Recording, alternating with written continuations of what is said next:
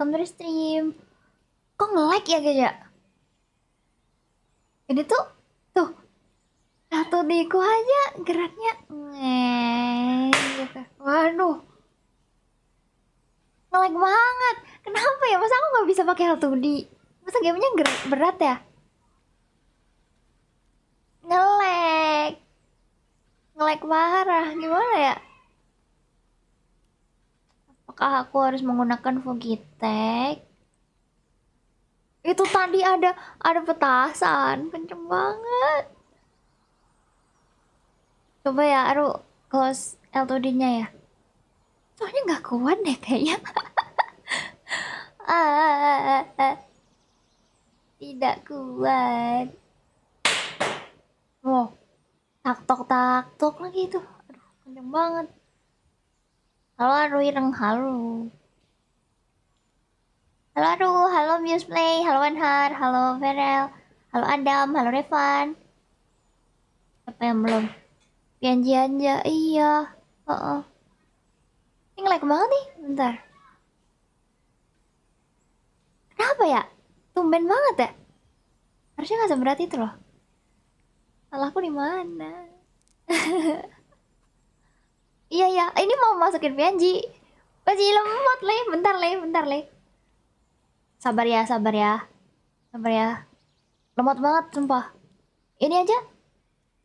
Discordku tuh RTC ini loh, connecting. Nggak tahu kenapa kok gitu ya. Harusnya enggak kan? Langsung delay. Udah. Nggak tahu loh, lemot banget loh. Kita nggak kuat. Discord juga stream, iya, tapi cuma suara doang. Nggak ada ininya loh. Nggak apa namanya. Nggak nge-share screen. Tapi nggak tahu kenapa lemot banget. Bentar, modenya kali ya. Aru mode jadi turbo mungkin. Nah, udah Aru digantiin ini aja ya. Aru nggak pakai L2D ya. Bye Aru. Coba. Harusnya sih lebih enteng ya kalau pakai ini. Nah, nggak apa-apa. Iya, yang berat banget. Sama-sama Oco. Udah ya, berarti pakai ini. Selamat datang semuanya, welcome to the stream. Kira-kira kagayaku ada desu. Kyomi yoroshiku onegaishimasu. Aduh, hari ini mau main ini baru demo ini ya guys ya. Jadi kayaknya kurang dari 2 jam udah kelar. Mungkin 1,5 jam. Cobain dulu aja, misalkan nanti bagus. Terus gamenya udah keluar yang full, baru mainin yang full gitu. Kok Aru langsung soft spoken? Apa perasaan aku aja? Lah, emang Aru selalu soft spoken, Le? Bentar. Ini Aru tadi monitoring mic. Ada suaranya. Aku bingung mendengar suaraku sendiri. Monitor off. Oke. Boing. Halo Andre. Sisanya beritahu aja, Le. Gak mau. Gak mau beritahu. Alasan, welcome. Aku langsung lanjut ya guys ya. Langsung mulai, maksudnya lanjut. Tomorrow will be dying. Ya. Oh, harusnya disetting dulu gak sih? Oh, ini tuh modelan. Bentar ulangi. Option. Wait. Kayaknya gara-gara ini gak sih? Border. Border? Buat apa? Musik. Agak kencengin aja gak sih? Kecil kan ya suaranya? Auto delay, skip unread text. Shader tuh buat apa guys? Tengah menit ini mah. I don't know. Jadi ini game yang kayak gimana? Aku juga belum tahu, tapi harusnya kayak novel apa namanya? Kayak gitu loh. Kencangin aja. Ini masih belum kedengeran kan ya? Kalian juga? Ini dimatiin kali ya? Can slow down some system. Loh, berarti kalau dinyalain justru berat apa enggak?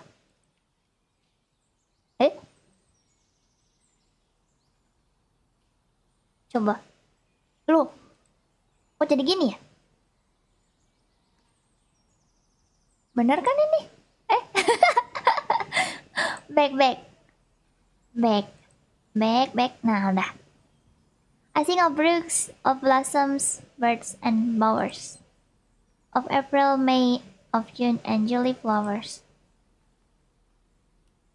I think of maples. Ya udah lah ya, udah baca ya, ini nggak tahu. Halo Mas Raffi, selamat datang. I think of maples, hawkarts, sails, wakes. Ini apaan artinya? Kok bisa bahasa Inggris? Of bridegrooms, bride, and of their bridal cakes. Hai Mamat, I read of you of love and have access by this to sing of cleanly witness. Sing of this. Ini tuh puitis banget, kocak, aku nggak ngerti. Ya udahlah ya. A bomb of oil of spice and ambergris. I sing of time, trends shifting, and I write how roses first came, red and lilies white. I write of rose and twilight, and I sing the court of map and of the fairy king. I write of hell, I sing, and ever shall, of heaven, and hope to have it after all. Hah? Bisa udah tamat apa belum? Udah. Halo Blackstone, welcome Black. Halo Bima. Announcement: in a few minutes we will be arriving at the Mokuzai terminal. Wah, ini mah aku baca novel. Eric glances up from her phone to look at the signs inside the train. Sure enough, Mokuzai is displayed in large electronic orange characters. She takes out her earbuds and taps her phone to pause the audiobook playing. Pink fake nail clacking against the screen. Game dari mana ini? Dari apa namanya? Ichi.io? Iya nggak sih? Kalau Riz bakal beli nggak nanti? Lihat dulu bagus apa enggak. Perasaan aku kok nggak enak. Kenapa? Hai Giva. Aku radio ya. Oke. Nah itu Blackstone. Ichi.io. Sehat aku sehat. Aku tadi sampai mana? After ensuring she has everything with her in her pockets and bags, she stretches out her limbs, letting out a soft hum of satisfaction. The journey here was quite a chaotic one, whether dealing with a poorly concealed gawking of passers-by, getting lost in the gigantic. Sumpah ini jadi aku sudah rotten guys, udah nggak bisa aku pakai bahasa Inggris. Aku sangat malu. Jadi lah. Guys, kepencet ESC guys. Baik. Oh. Halo Mi, selamat datang. Sedih banget ceritanya, aku nggak ngerti artinya. Aku juga nggak ngerti, aku asal baca. Ya udah lah ya. Getting lost in the gigantic waves of bodies pushing her to and from, or leaving all her belongings on the express train, she is exhausted with it all. Ya intinya dia terombang-ambing dalam lautan manusia gitu di sini. Dan dia merasa capek. Sitting here in this empty rundown train with nothing but its rattling ambience to accompany her, a refreshing feeling washes over her like a gentle tide. Iya, anak sejawa ini disuruh mengartikan bahasa Inggris. Eddie loved nights in Tokyo filled with bright, colorful lights, bustling crowds, and an undying liveliness. Eddie suka malam di Tokyo yang penuh dengan cahaya warna-warni yang berkilauan gitulah. But there is something she misses about quiet nights in Mokuzai, where the only thing you can see are your own 2 feet. Tapi ada sesuatu yang dia she misses about quiet nights, where the only thing, ya udah gitu lah. Udah Kayak KRL lain. Iya, ngomong Inggris hanyalah bahasa kita pahami dengan perasaan. Yoi. Bentar dulu. Nanti ya udahlah, ngerti lah guys ya. For reason she can indubitably ya itu aim for this is that she misses her family back home. Yeah.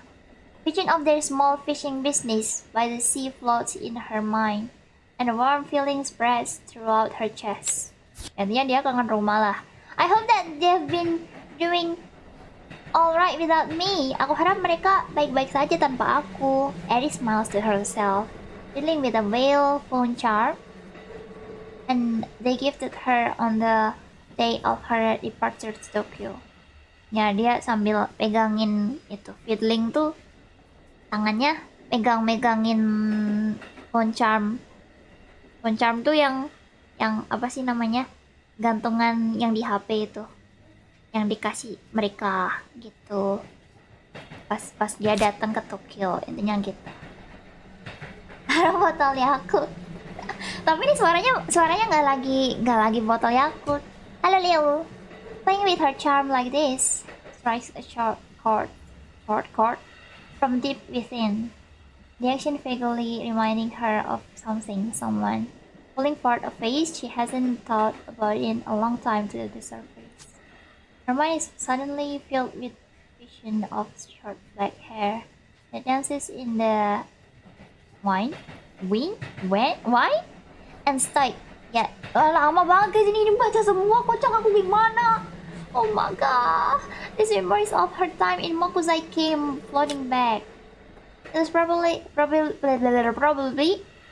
illogical how often and how easily Ariel linked her hometown with that particular verdant gaze. Sumpah, ini gimana guys, aku isinya membaca doang ini. Bisa ketiduran nih wah, iya le. Whenever Eri happened, ya udah lah aku baca lah ya pokoknya ya. Whenever Eri happened to come across her, Ashikaga Chion by her lonesome, the other would be playing with her magical girl phone charm, just like this, seemingly unbothered by the fact that she was alone. And yet, if Eri squinted, she could find an air of sadness past that vacancy. At the edge of that isolated sphere, Eddie wraps a thumb over her now warm, pale phone charm, allowing herself to reminisce over the enigmatic individual. Under the blaze of the setting summer sun, amidst the cries of evening cicadas, one of their school's mysteries, albeit a rather, what is this? Fascinating one was unraveled. Lagi kursus. Ini tapi gak kursus-kursus juga. And on that day, Eri was set into motion.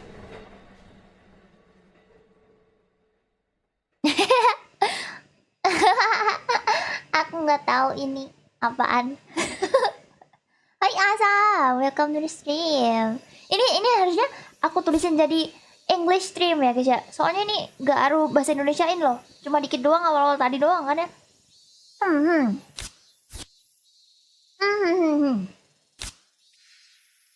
It exploded a multitude of hobbies growing up.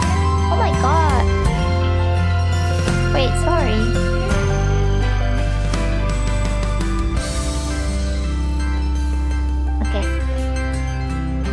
Okay, so she's Eri, I guess.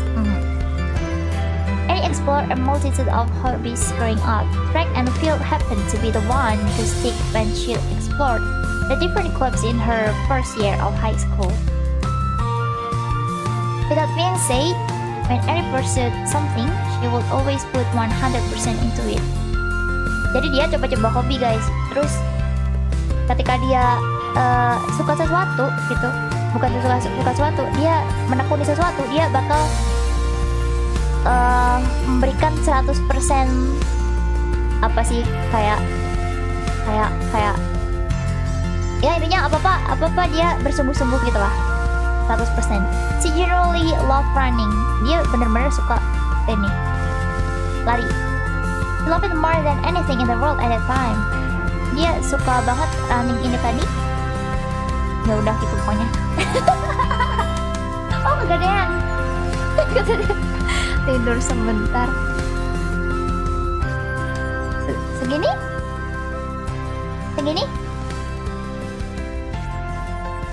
Iya tadi kecil ya. Tiba-tiba jadi gede. 100% effort. Masih kegedean nggak? Ini juga deh. Apa dua aja?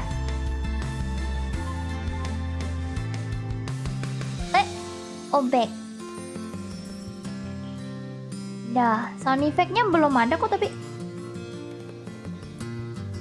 Dah, segini ya.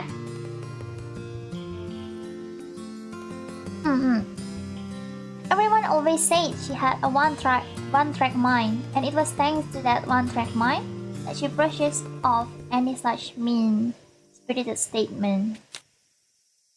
Waktunya tidur lagi. Ya, I'm worried you to sleep. Gitu jadinya ceritanya ya.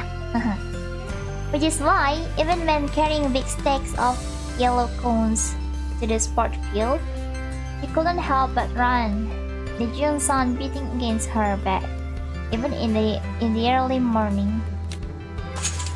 As she started placing cones throughout the field, she heard the rattling of the fence behind her. Dia mendengar ini, rattling, pagar di belakang dia. Turning around, she was greeted with the sight of her little brother, Masaru, climbing over it. Jadi itu tadi yang di pagar itu adiknya. Adiknya namanya Masaru. Bukan MC, adiknya. Percayakan kepada Aru Sensei. Masaru! Wah, ini. She threw the rest of the cones aside and sprinted toward him. Dia naruh cones-nya tadi, terus dia lari ke adiknya. Even with her speed, he had already reached the top of the fence by the time she was there. He then jumped, grabbed onto the nearby tree branch, and promptly swinging down from it, landed nimbly on his feet. Ya pokoknya dia, adiknya tadi lompat terus ke ranting pohon gini, terus hop gitu. Mendarat dengan sempurna. Wah, toto dah. How many times have I told you not to come into the school that way? Berapa kali sih aku harus bilang ke kamu kalau datang ke sekolah nggak boleh kayak gitu. Maksudnya nggak boleh kayak gitu tuh. Tadi ngelompat pagar terus naik dahan pohon gitu. You could just sneak in through the gates. Ini cewek apa? Cewek. She her.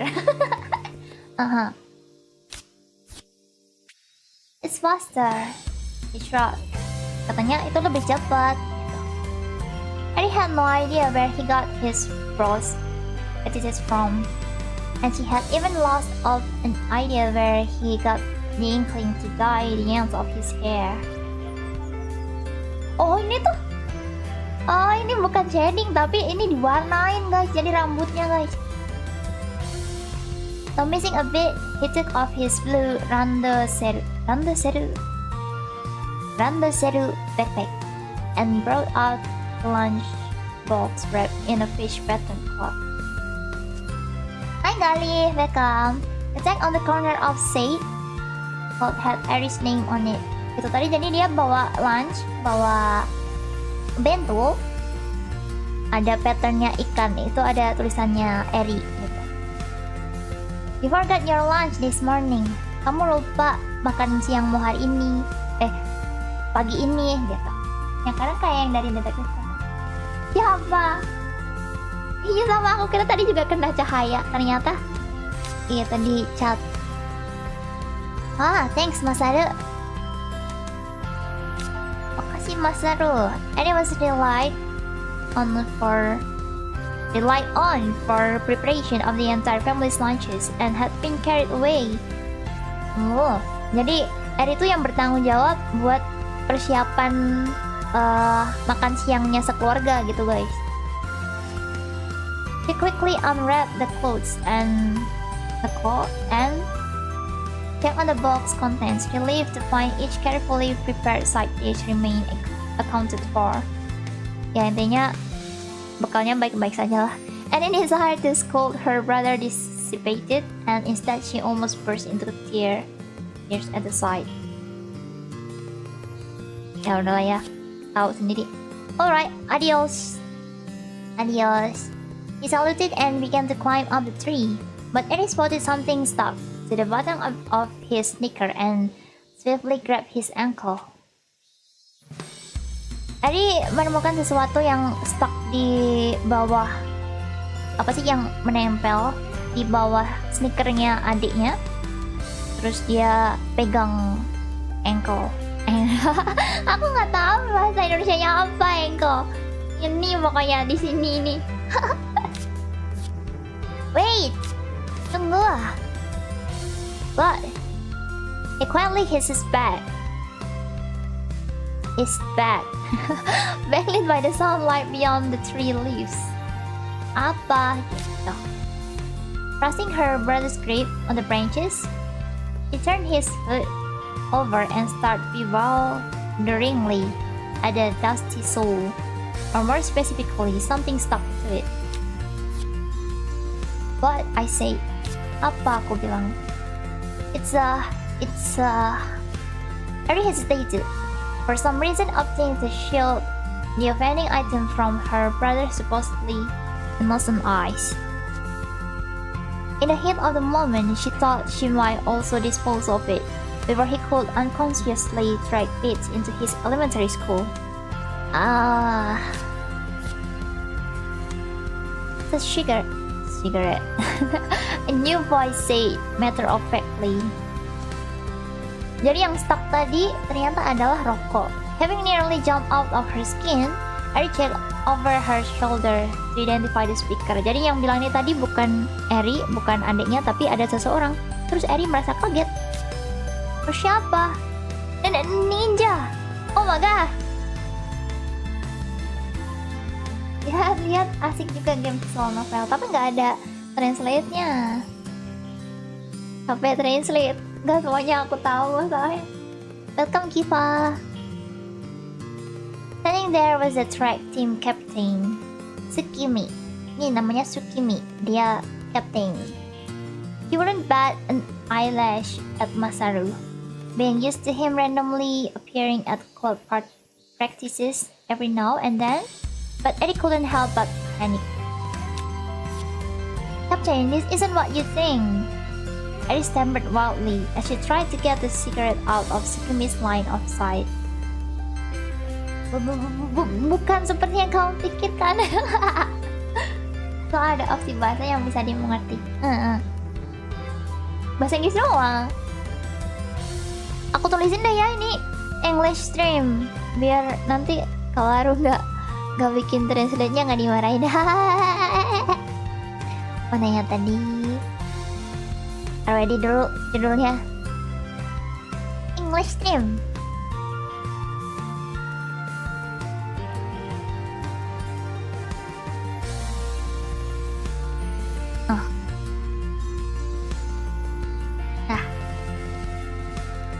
Her effort only led to Masaru's foot slamming into her face as it jerked from being twisted about unnaturally. Oh ya?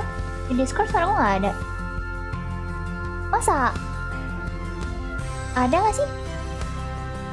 Ijo kok.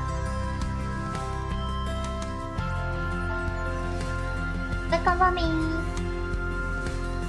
Did as she was told. Oh, belum, aku tadi belum baca ya ini ya. Masa nggak ada sih?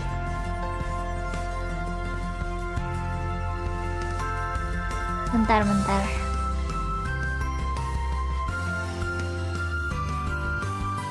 Oh ya?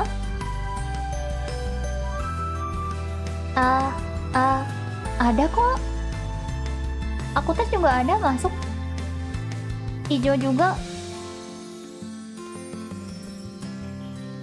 There's no use in hiding it. Look at your feet. Ari is still gingerly pinching the crush but between her fingers. Gak ada, Ru. Masa sih? Gak ada suaranya. Ah ya udahlah. Biarin. Biar di sini aja deh. Biarin itu nggak ada suaranya. Kalian ngedengerin yang di stream aja, yang di YouTube aja. Did as she was told and let her eyes fall to the grassy patch under her feet. She was surprised to find cigarette remains scattered all around. I've been seeing this collect by this tree for the past few days. I didn't mean to report it to a teacher, but it slipped my mind. What with the track meet being just around the corner?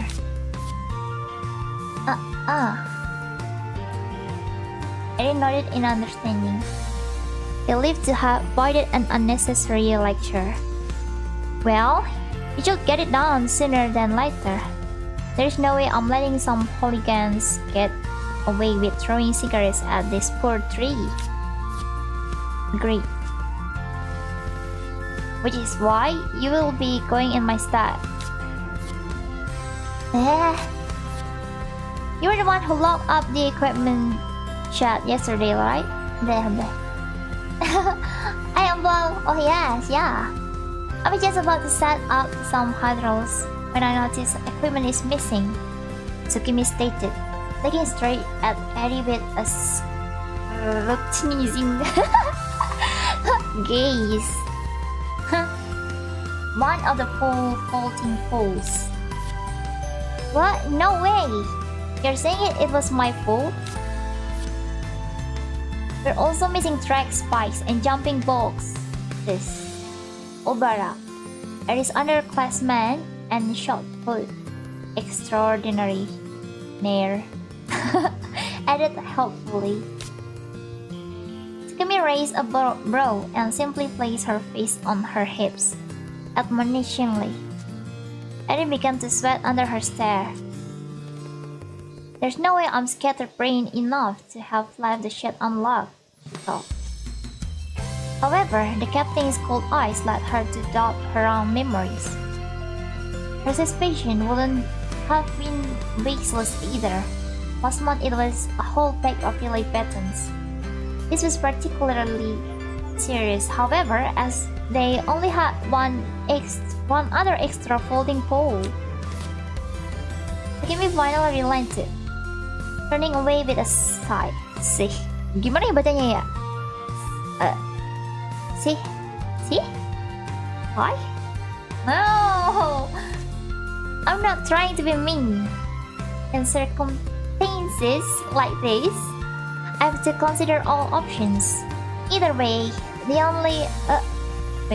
others will more than likely place the blame on you. So it's in your best interest to figure out the equipment issue. Might as well report the cigarettes at the office while you're there. Having said her piece, Tsukimi left and began setting up for practice. Obara gave Eri a shrug and shortly followed suit. Seriously, why are you so forgetful? Masaru said. You're still here? Eri said. Eri's gaze followed Masaru's finger, pointed to his foot, which she'd been holding onto the entire time, squeezing it as if a stress ball. Once she released his leg with a murmured oops, he could clearly see the handprint she'd left imprinted in his skin.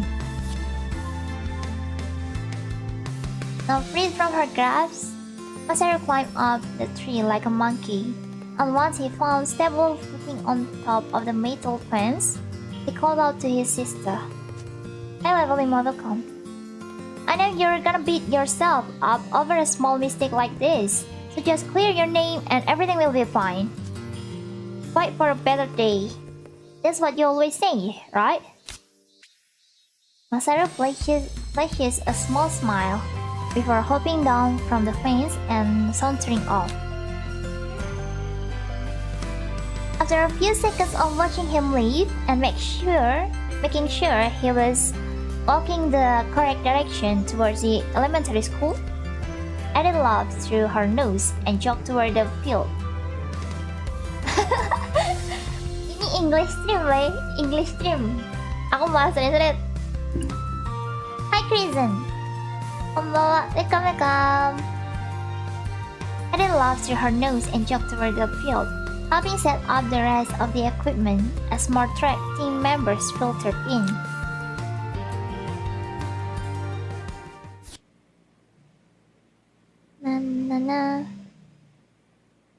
Alright, we'll look into it. The teacher Saki-sensei said while jotting down the final notes of the report. Saki-sensei. Hai gede. Ngerti Inggris. Aku juga nggak.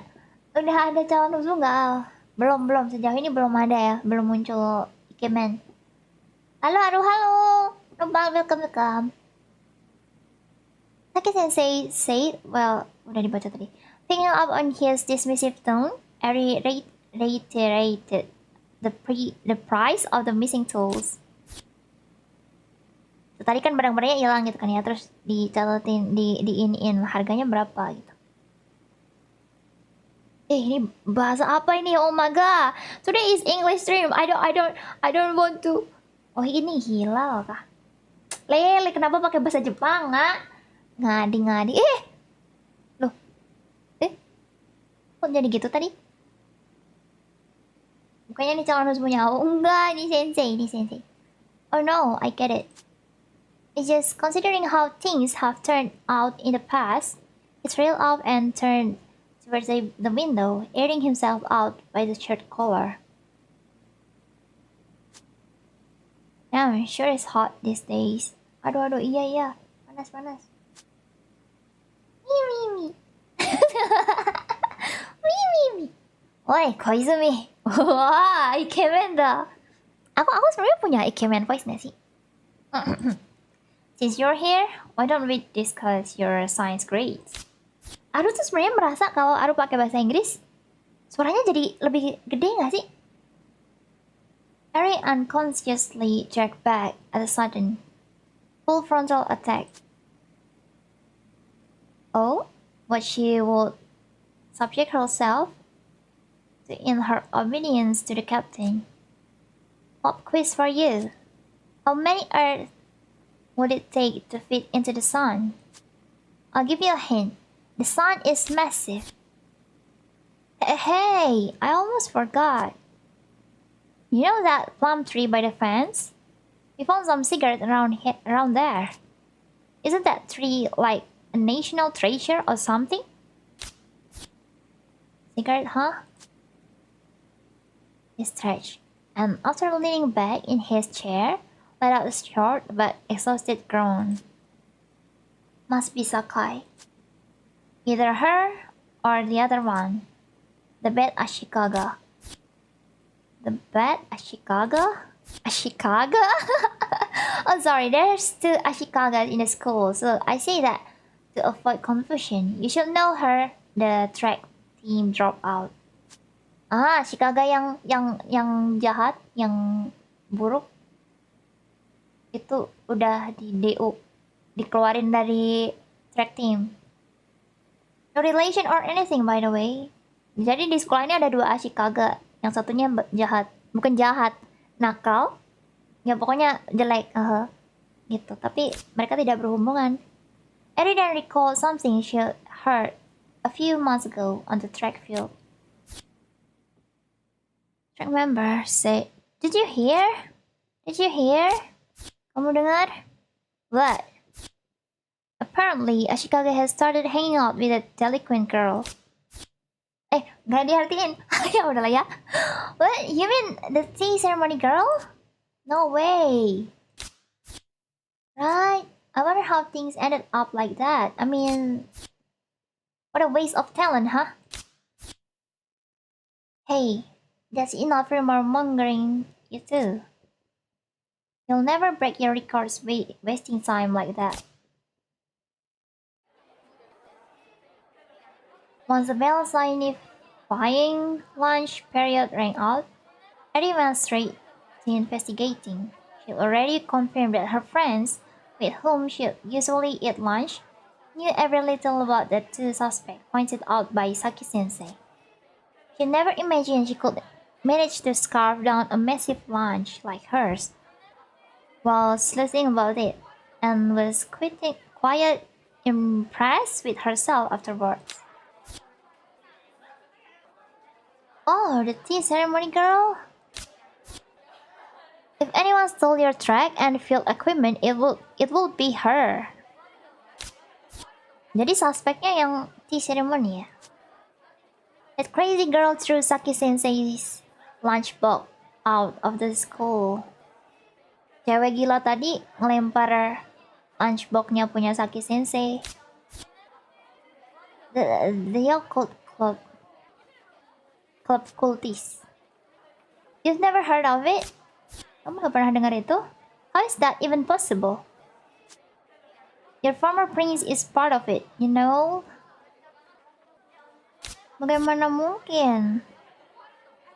I see them make trouble all over the place, so I'm not really sure where they hang out. Aku melihat mereka menyebabkan berbagai masalah di berbagai tempat. Jadi aku nggak tahu juga, nggak yakin juga di mana mereka hang out. You could try asking that Hatogaki Koji guy. Oh, he's in the same class as Ashikaga. I think he has class rep. Jadi coba tanya ke Hatogaki Koji gitu. Atau class? I see them talking every so often. Hatogaki Koji. I remembered him making a big deal about justice and such during his run for student president.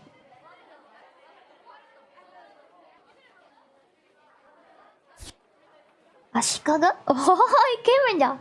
Hatogaki. Ashikaga? Why ask me? 俺なんで? I heard from a reliable source that you two talk from time to time. You're the class rep, aren't you? Kamu ketua kelas kan? It makes sense that you'll be keeping tabs on, you know. Oh, no? He said very slowly while glancing around. Wait, you're not? But my reliable source. People just assume that because I picked up on our actual representative flag. It's a real hassle. Hold on. Does that mean you're actually friends with Ashikaga? Even better. You gotta know where she hangs out at lunch at least. Jadi kamu beneran temannya ini Ashikaga.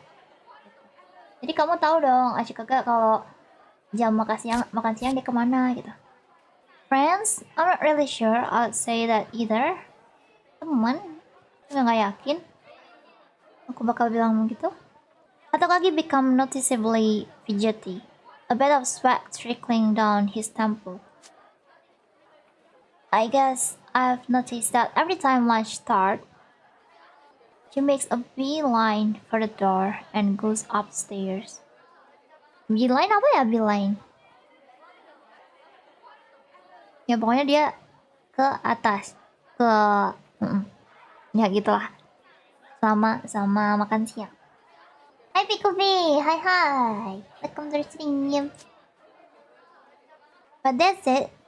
He mumbled, scratching his chin while staring intently at the floor.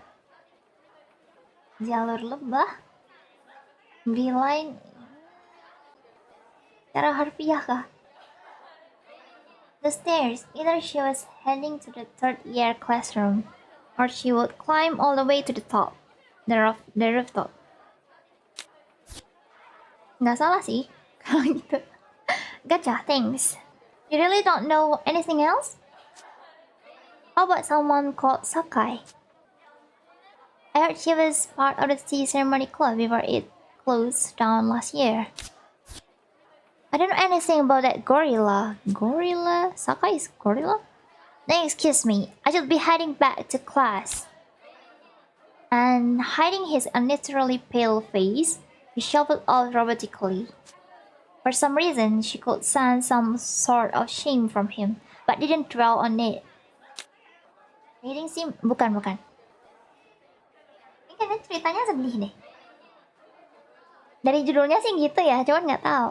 Almost breaking into a run in the hallway, something for which she's gotten into trouble many times in the past. She made her way up the stairs, 2 steps at a time. Thanks to team members and classmates that made it their business to keep track of such things. She, on her part, had no idea the school even had such a club until just moments ago. Ari managed to find herself face to face with one of the named delinquents on the stairs leading to the rooftop. Akan mati. Apamu, halo Shina. Wah, Sakai. Oh my god, ini kah cagilnya? So are you accusing me of stealing it? Jadi kamu nuduh aku mencuri itu tadi? No, it's nothing like that. Bukan kayak gitu. She certainly didn't look the part of the delinquent that'd been built up. Even so, Eri began to falter under pressure of Sakai's gaze, which she could swear was piercing right through her half-baked lie. Ketiduran. Such an icy glare. Ya, ini tatapan dingin. Maybe all those rumors were true after all. Mungkin rumor-rumor itu tadi beneran. Well, I'm listening. Aku dengar. She enacted it in her mind over and over the way. You hooligan! She shouted up, pointing a finger of justice at the evil door? I don't know how to say this. Would melt into a puddle of confession on the spot. Eri inwardly scoffed at herself for thinking for even a moment she could stand up for any cause, and resorted to plan B, the much more realistic course of action. Aku radio nggak ngerti. Intinya sejauh ini sih, pokoknya tokoh utamanya MC-nya kan cewek kan ya, heroinnya tadi. Dia tuh member dari track ini loh, klub lari. Nah terus itu ada barangnya yang hilang gitu. Terus ini sedang mencari pelakunya gitu. Gitulah, gampangnya gitu. Tapi tadi masih ada panjang-panjangnya. You're a part of a club, right? Jadi Eri bilang, kamu tuh bagian dari klub kultis itu bukan ya? What of it? Apa? I was hoping you could do something to help me find it, you know? Aku berharap kamu bisa bantu aku buat nemuin itu tadi, barang-barang yang hilang tadi loh. Don't you guys like consult ghosts or something? Bukannya kalian itu kayak ini, apa tuh namanya? Berkonsultasi dalam tanda kutip apa sih bahasanya, dengan hantu atau semacamnya. Eri stammered, saying the first thing she could think of. No, I can't say we've done anything along those lines. Bukan, aku nggak bisa bilang kita sudah melakukan sesuatu. Ya itu tadi maksudnya. Tuh? Our club is still young. Masih baru klubnya. Well, that's fine. Oke, kalau gitu. What do you do if you don't mind me asking? Apa yang kamu lakukan terus kalau kamu boleh tahu gitu? Nothing really. Nggak ada sih. If you want, maybe I can forward your request to our club president. Kalau kamu mau, aku mungkin bisa lanjutin permintaan kamu ke ketua klub kami. Your story is exactly the type to get him all riled up. Ceritamu pasti Ceritamu tuh cerita yang pasti bisa bikin ketua klub kultis ini tadi semangat gitu. Oh, better yet, you can tell him yourself. Lebih bagus lagi, kamu bisa langsung aja ngobrol sama dia. Sorry ya guys ya, kalau translationnya agak-agak miss.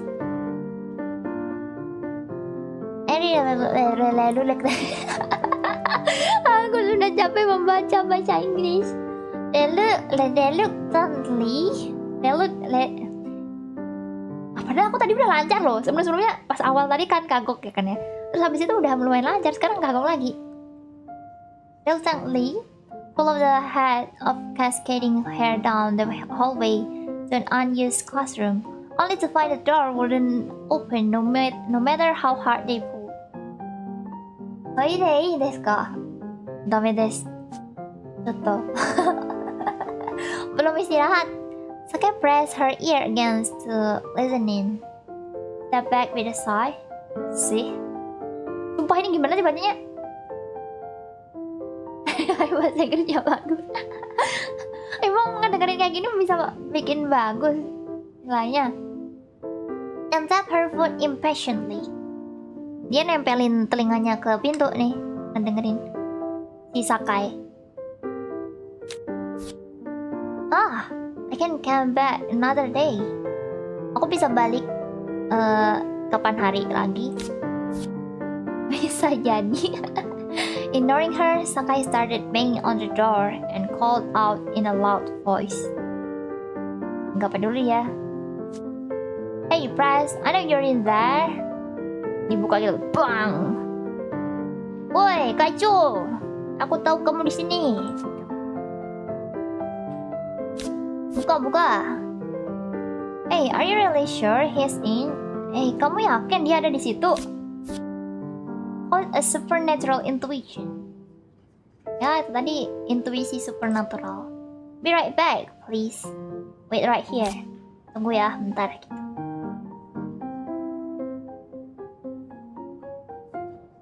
Sakai returned with a paper fan and something wrapped in tin foil. Sakai kembali bawa kipas kertas dan sesuatu yang di wrap pakai tin foil. Just watch quietly. Coba lihat. Sakai sat the something down on the ground and started fanning the scent toward the door. Huh? Something? What? Sniffing, Eri finally identified as something as baked potato. Oh my god. Ngebakar kentang. Soon enough, the door unlocked and slid open. You just can't resist, can you? Kamu nggak tahan kan? Takeda-san. Halo, James Gaming. Hello, Ichi. Welcome. Today is English stream, so I guess I don't really speak in Indonesian so much. Yeah, I guess I'm too lazy to translate this. Thank you. Oh, Takeda-san. Sleepy-looking boy stumbled out of the dark room, but froze upon realizing he'd been tricked. Ya, dia tahu itu tadi kentangnya. Habis sesi ini, the students go to home and sahur with pizza and pasta. Udah lama nggak kesini. Terima kasih udah kesini lagi. Eri silently played spectator as the probable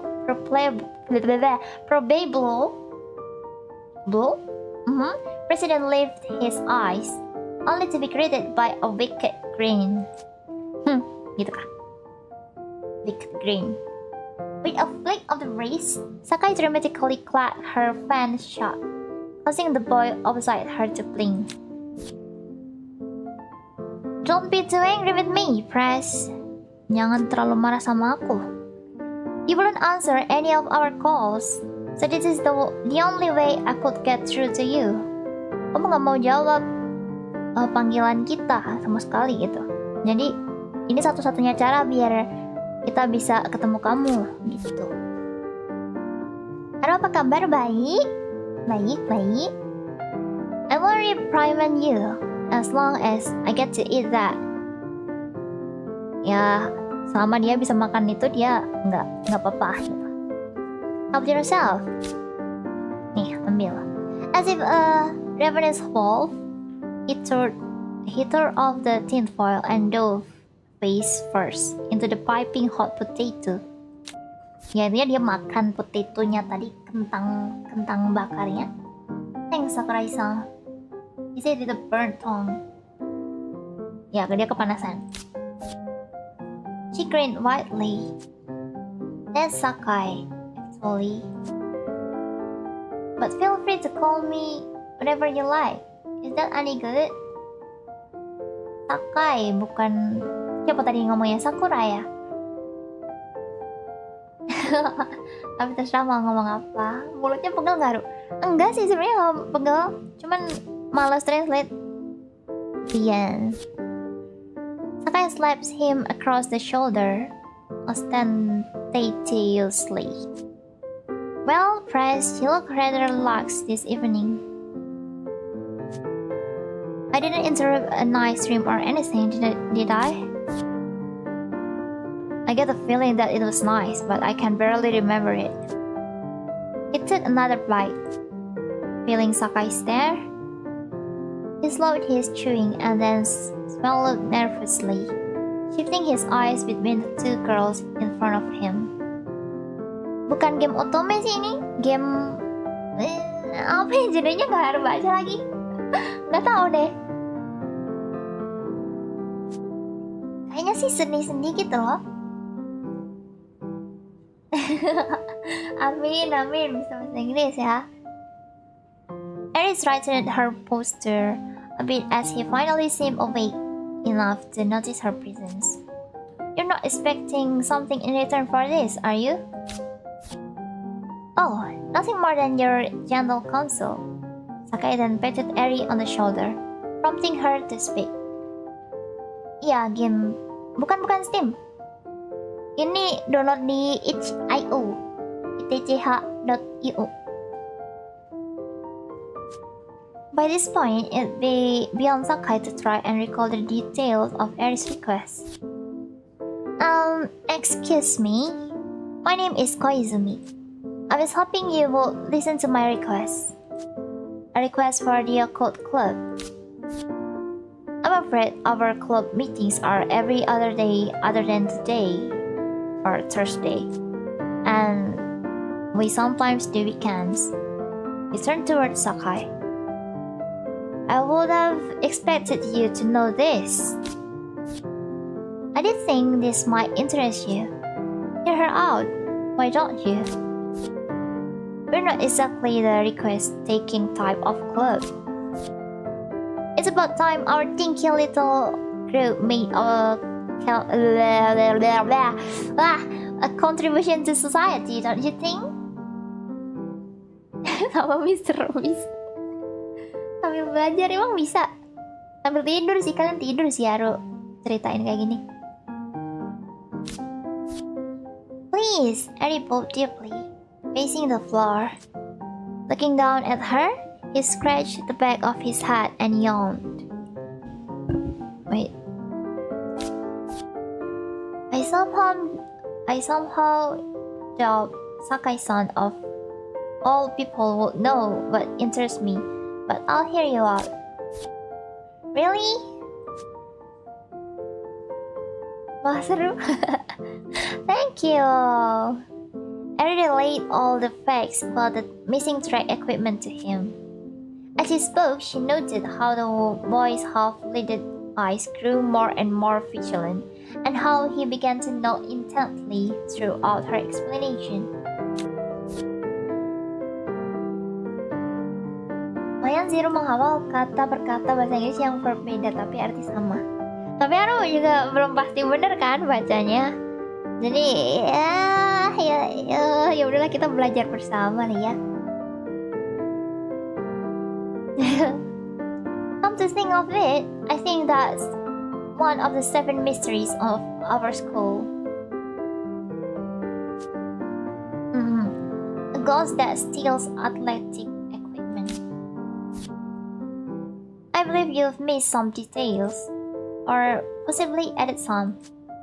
I don't remember anything quite as lame as that. Iya, ayah, ini kultis loh yang dibahas.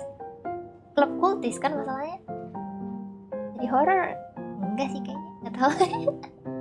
It's a very serious problem. In fact, we were studying those mysteries, so we were going in order, and that's the 5th one, if memory serves. We haven't even made a dent in the first one. Aquila began to walk off in the middle of her sentence.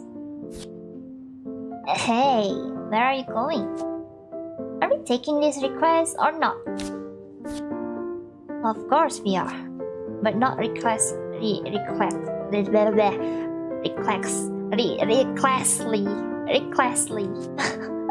Have you seen our other member today? Not today, no. Last I saw her was yesterday. Didn't her to fix something up and she completely ignored me. Sakai shifted her eyes to the ceiling. Something tells me she won't be up for this either. And why might that be? Well, considering who's asking... He was interrupted again, this time by a yawn. First, Kevin. Oh, where are my manners? I'm Takeda. I look forward to working with you. Kopi dulu. Kopi. On account of the summer heat, Eri already sprung the idea of a visit to the school rooftop, but with a potential meeting with Ashikaga waiting on her mind, her steps became even heavier. The loss of the Formula E of the track team wasn't explosive in the least, but hadn't been so, things might be easier right now. Kayaknya Otome enggak deh, emang ada romance-romance ini. Kalau Otome itu pasti romance kan ya?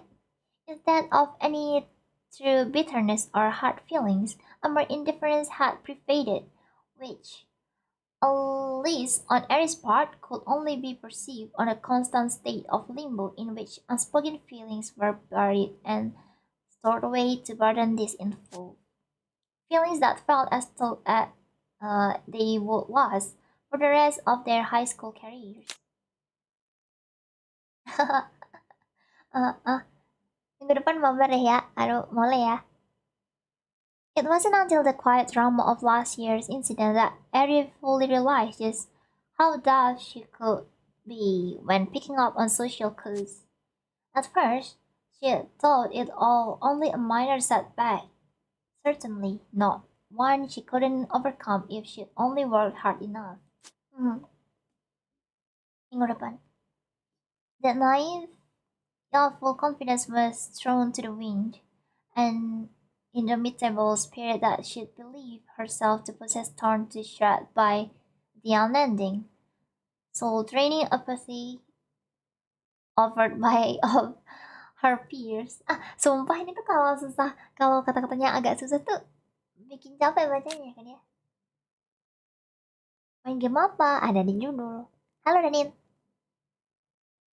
It was only that year, with the recruitment of first years, that things finally started to look up. So Eri had yet to share the title, Tiger of the track team. That is to say, she still played the role of Pak Mo, the muscle, in an attempt to keep spirits up. Iya jadi believer. So much for the incident. As to the person Ashikaga herself, outside of the loud congratulation and other routine sports team proceedings. Aries' interaction with her were relatively sparse. What is this? Sparse? Sparse? Still, Aries harbored nothing but admiration for her. To say admiration was understandably tempered by the captain's barely hidden coldness toward their former star. Jadi baca mantra. Hai Vina, halo. As much as Eddie would have liked to lead them to reconciliation, any attempt of forcing it would feel only like cruelly poking at open wounds. All this to say, she had no idea how to approach Ashikaga, much less inquire into the cigarette situation. No, she thought to herself. As long as I treat her like anyone else, things will work out. She went into her mind as they climbed, again and stepped towards the roof, convincing herself that if she could leverage her admittedly excessive curiosity about Ashikaga, perhaps that would break down any barriers. Piecing herself up inwardly led to nearly tripping over a step outwardly, interrupting some quiet, trivial banter between her two guides. I'm okay, she cried. Takeda helped Eri stabilize while Sakai, who let out a short huff of amusement, made her way to the door. You know, I was under the impression that the rooftop was off limits. It's a bit of miracle that we managed to get permission. I guess you could put it that way. Arara, arigatou gozaimasu. Thank you. Adamu mentraktir 4 UFOT Aru Sensei because he become smarter tonight. This is a little from me to buy a bowl of wine. Oh my god. Thank you, mate. Harusnya emang orang British ngomong gimana ngomongnya mereka? Ya udahlah, terima kasih Adam. Thank you. Thank you, mate. Lanjut ya. Don't know why I fought so hard for it in the first place. Hardly spent any time up here. Do I even want to know what happened? Eddie thought to herself. Takeda, as reading her mind, continued. Long story short, it took a lot of persistence and just right amount of exhaustion on the teacher's part. If anyone asks, we're looking for UFOs. Oh my god, they're searching for UFO. Up here, alright. UFO, arigato! Aries' eyes narrowed as her vision was enveloped in the brilliant azure of the sky. Ashikaga turned at the sound, wasting no movement as always. Wait, Ashikaga is a girl? Is this? No. Is she the bad Ashikaga? As Eri watched this, she was struck by the restful expression worn off her face, which communicated a restful, or perhaps wasteful, air out of the limelight. Put another way, it was as though she didn't have the extra energy to expand on movement in the first place. After a short burst of wine provided some much-needed temperature regulation, Eddie shook herself out of her observations and bowed towards Ashikaga. Good afternoon. Ashikaga could only blink at the sudden address, though she could barely hear the words that came out of Eddie's mouth. Is it time for Pokemon ride? Of course not, Afan. I'm so sorry. Takeda stepped into the blinding heat. Glad you're here. Oh no, Takeda is a male. Glad you're here. Let's solve the fifth mystery. Not today, Ashikaga sharply interjected.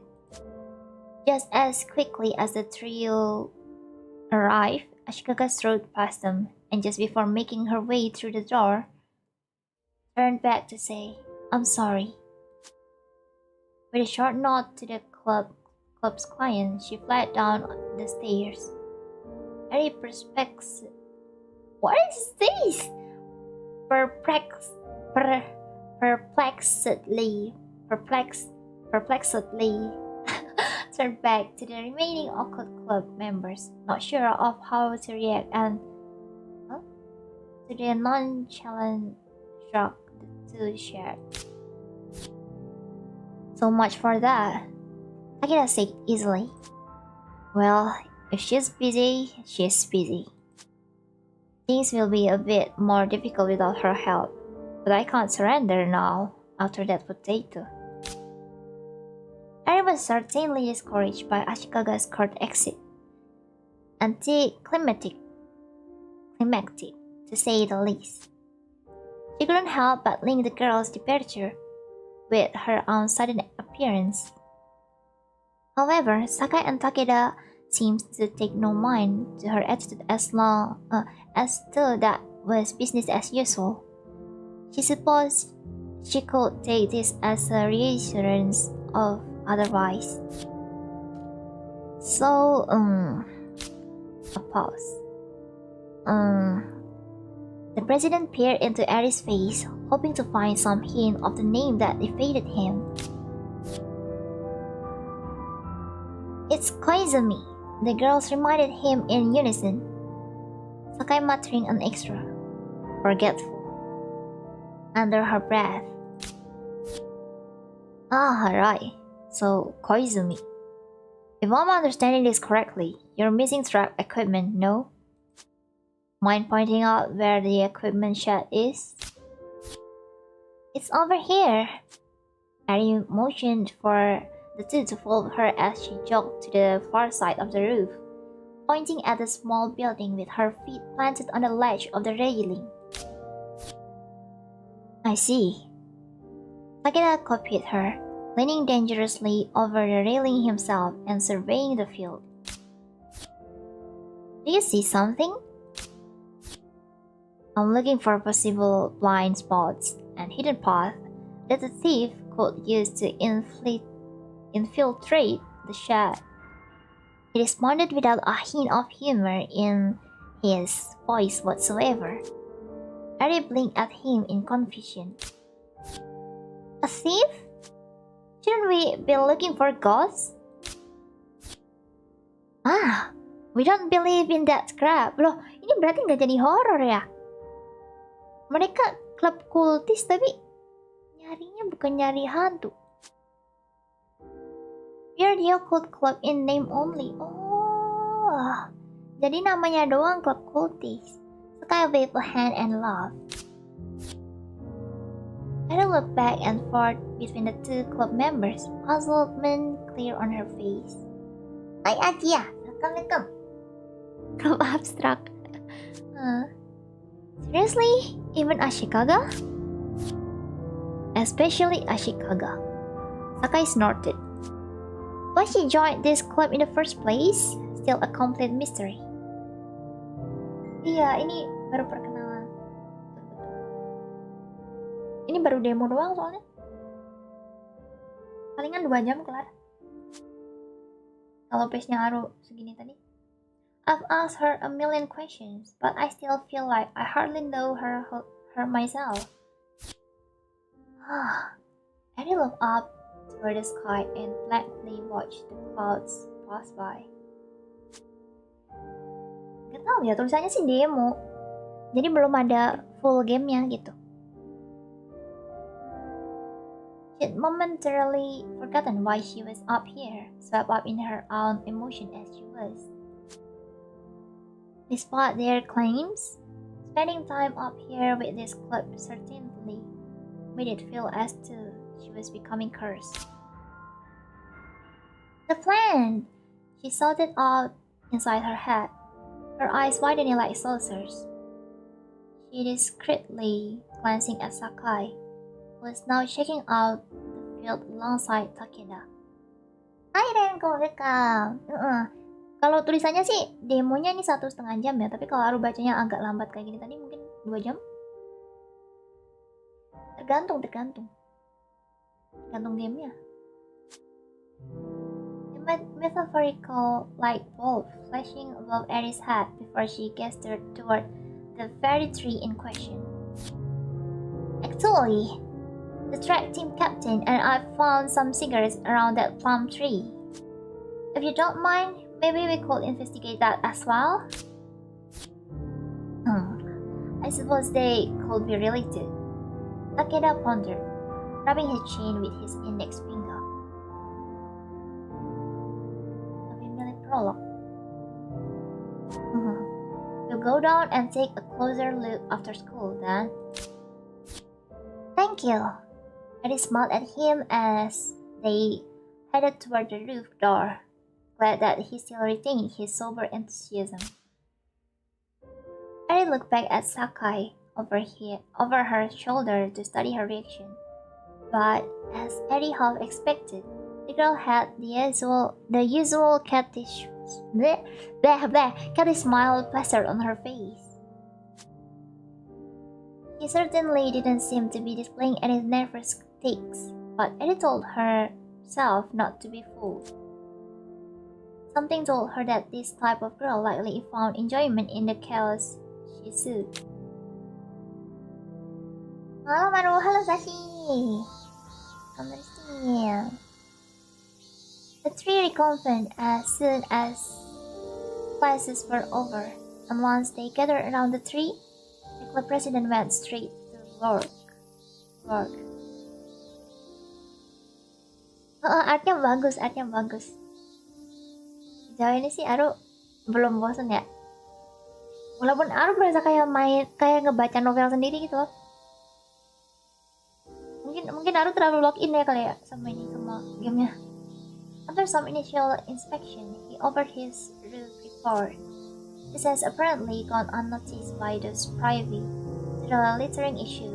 There were small dents in the tree that were just deep enough to be identified as deliberately made. Upon confirming with Eddie, the size of the dents seemed to match the missing track spikes.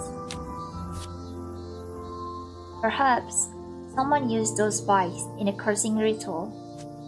Have you heard of the Ox Hour Shrine visit? If I recall correctly, that needs to be done 7 times in a row for the effect to take place. So if we're lucky, we'll have time to catch them in the act. I see. Eric groaned in desperation. Who would do something like this? Isn't there such thing as a ritual that doesn't ruin public property? I've heard of that ritual, Sakai says, sidestepping Aris foaming. Doesn't it involve nails and straw dolls? How exactly would track spikes? Suddenly, Takeda brought up a finger, silencing her. Hold that thought. What?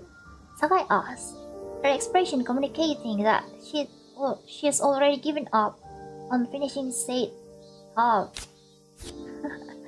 Takeda surveyed the surroundings, turning in a few circles that his eyes seemed to land on the school building. I feel as though someone is watching us. Huh? A chill ran through Aries' spine. Only then realized how big she really was when it came to horror stories. Where? Takeda seemed deep in thought. Tilting his head as he continued observing the building with a careful eye. It was then that the sound of approaching footsteps took their attention away from the supposed presence, stepping both Takeda and Eri out of their tense posture. brought the occult club? Really like sounds sometimes. You are aware of the identity of the members that make up this club, right? Eric could offer no response, instead looking down and thinking of what to say, how to communicate her plan, unraveling as it was in bringing them here. Saki-sensei wasn't much help, so... Hey, cut her some slack. Hiragi. I mean, if anyone can find the culprits, it'd be full of defiance, right? Playfully bowed towards them. Please hurry. I can't perform without my lucky pole. Well, I've got my suspicion as well. But thanks for coming out here anyway. Come on, Captain, you too. I mean, no offense, she said, frowning. I wouldn't be surprised if Ashikaga was smoking around here out of spite. I can't help but worry about her.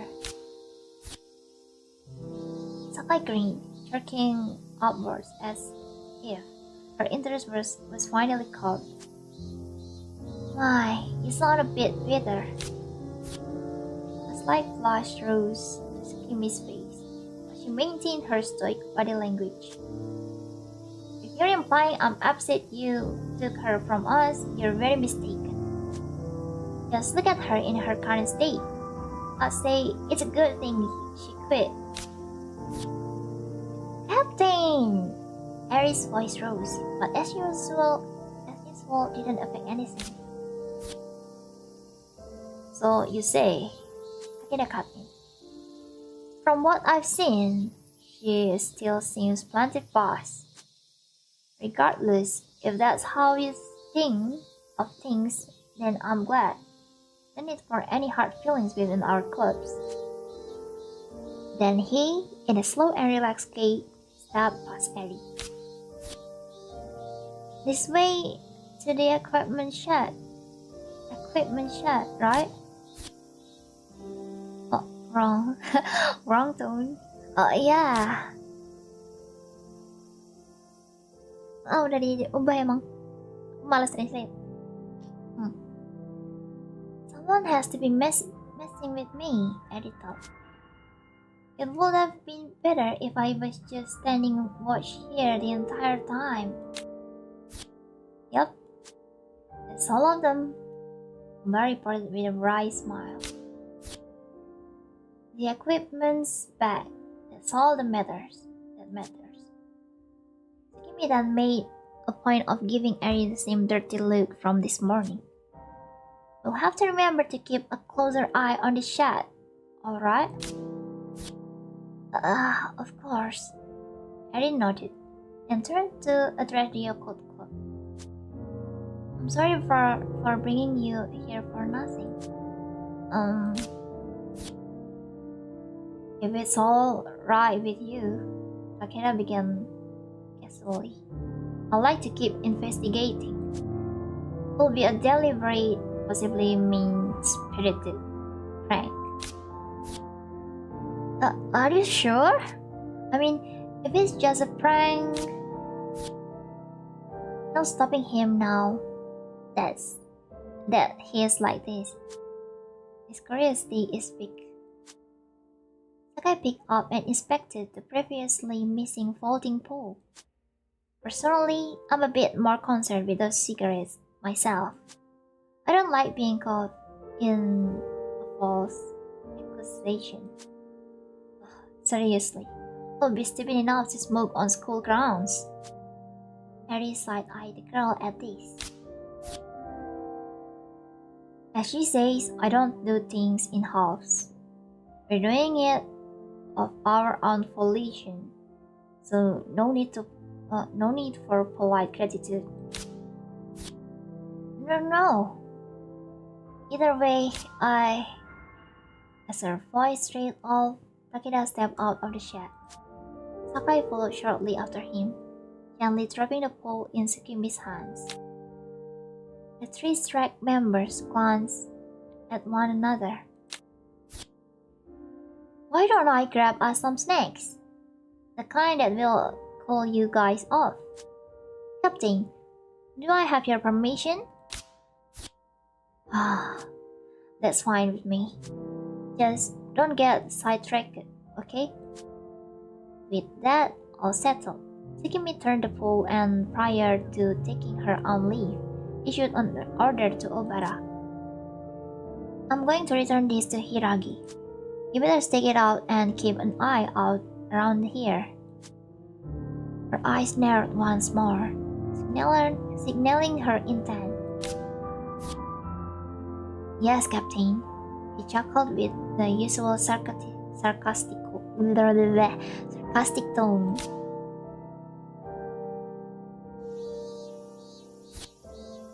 As Eri, who just finished a short chat with Obara, stepped out of the dinky shed, he spotted the two occult club members crouches beside the same tree. He walked up to them and then patted Takeda on the back, stepped to Rosely.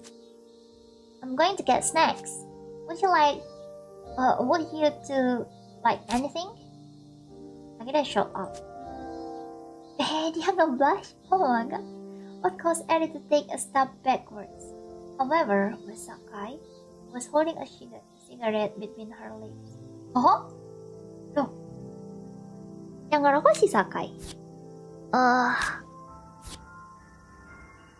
It's not a new one, Sakai stated simply, as if that answered anything. Eri just stared blankly at her. I just want to compare the brands, she continued, only making things more confusing. Eri's brain felt fuzzy. I wouldn't blame you for suspecting her. She most certainly acts the part. Eri thought for a moment. That was the original reason why she was doing all of this. But after seeing Sakai and Takeda defend Ashikaga when all Eri could do was stand there helplessly, she couldn't help but want to believe otherwise now. She felt pathetic about her wishy-washy frame of mind. Truthfully, I did suspect you initially, Sakai-san. Now we're being honest. But now, somehow I get the feeling that you wouldn't do anything that awful, even if you are a little crazy. Eri wrung her hands together nervously, unacquainted with being so blunt, especially straight to the person of interest face.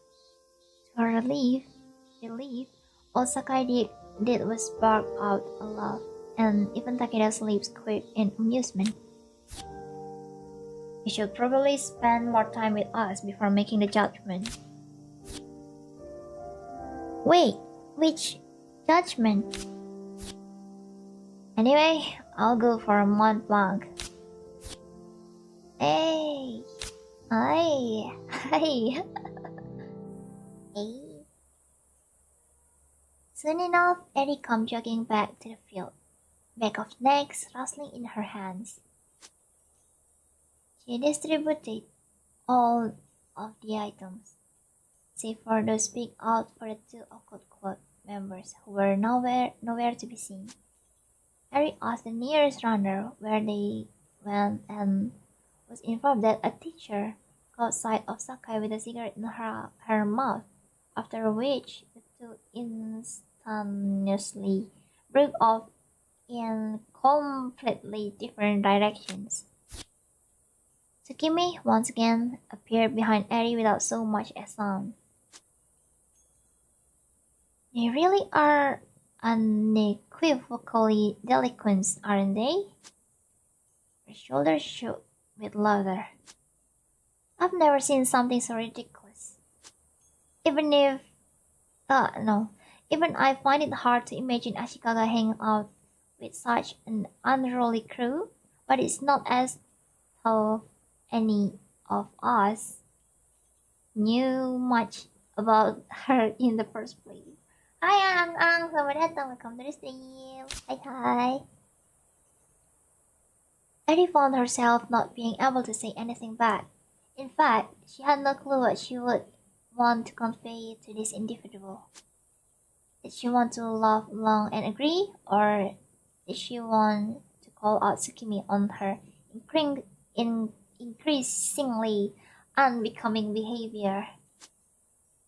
It was much easier to fall into the prior. It was the type of response she always resorted to. After all, but she lacked the energy for even that.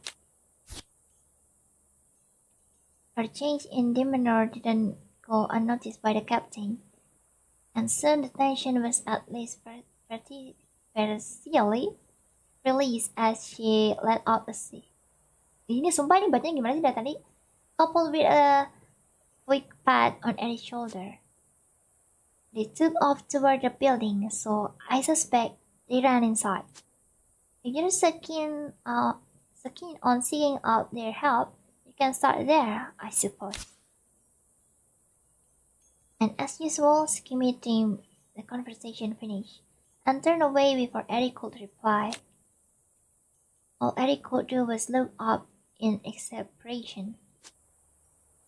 She supposed she would just have to score the school and find them.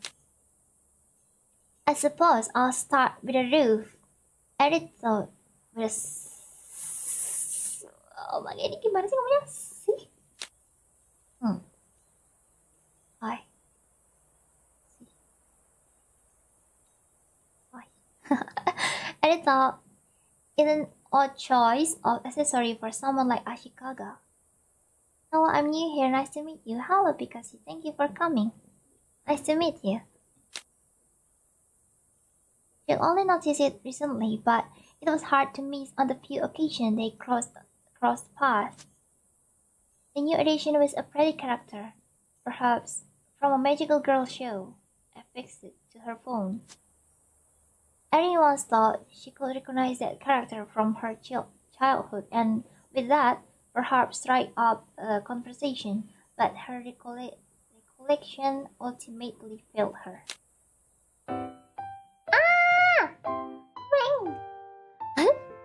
The swag aside, the charm in question was now held in the mouth of a cat, which was perched right by the school's front door. There was no time to think. Eddie shoved the snacks into her pockets and darted after it. Me.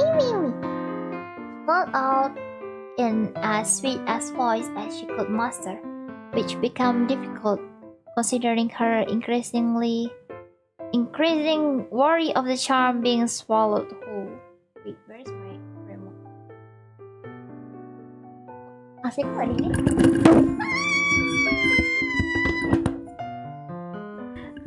Sorry guys.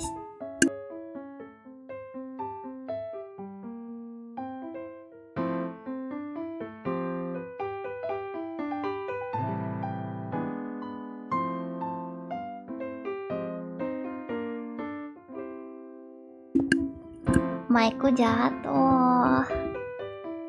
Aman nggak ini audionya? Bentar aku cek OBS dulu.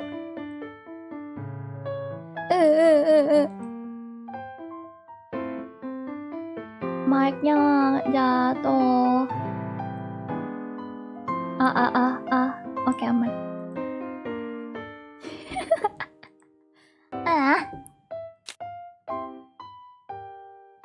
Emang sudah saatnya mic-kon beristirahat ya loh. Lanjut ya.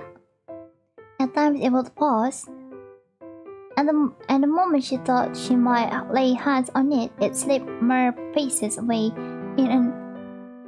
Sumpah ini udah miring gitu loh. Ngeng gitu, udah siap-siap jatuh. In an almost mocking manner, difficult not to take personally. Finally, it disappeared behind the corner of the building. Ini mic-nya be like nggak ngerti bahasa Inggris. Closing her mind to her senses, she ran with reckless abandon forward. Dashing past those classmates who informed her of the occult club's existence this morning, and then Sakai and Takeda themselves, who seemed to be running in the opposite direction, the teachers still hot on their trail. Iya, yang soalnya kendor. Betul.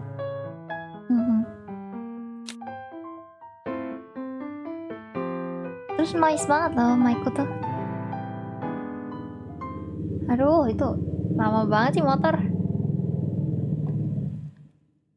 At last, she stopped behind the school, where she realized but that she'd run a full circle around the campus perimeter and that the cat was no longer anywhere in sight.